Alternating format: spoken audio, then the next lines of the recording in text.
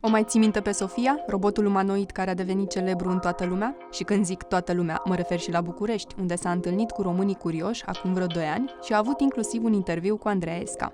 Părinții Sofiei, mai exact compania Hanson Robotics din Hong Kong, au anunțat că vor începe producția în masă de astfel de roboți până la finele acestui an.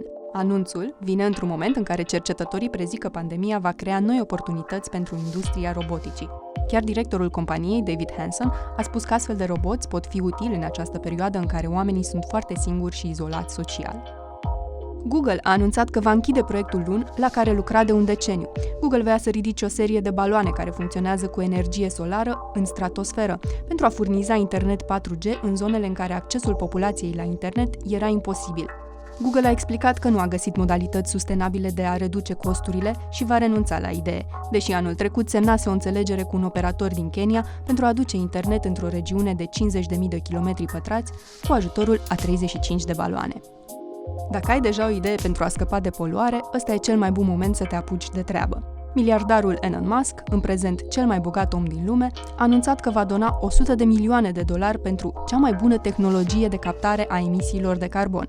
Captarea emisiilor care duc la încălzirea globală devine o parte critică a multor planuri de a ține sub control schimbările climatice, dar până în prezent s-au făcut foarte puține progrese în ceea ce privește tehnologia.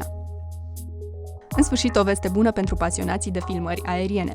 Compania DJI a anunțat că oferă acum o garanție extinsă pentru dronele sale Mini 2 și Mavic Air 2, cu care poți să-ți schimbi drona în cazul în care aceasta o ia razna și o pierzi.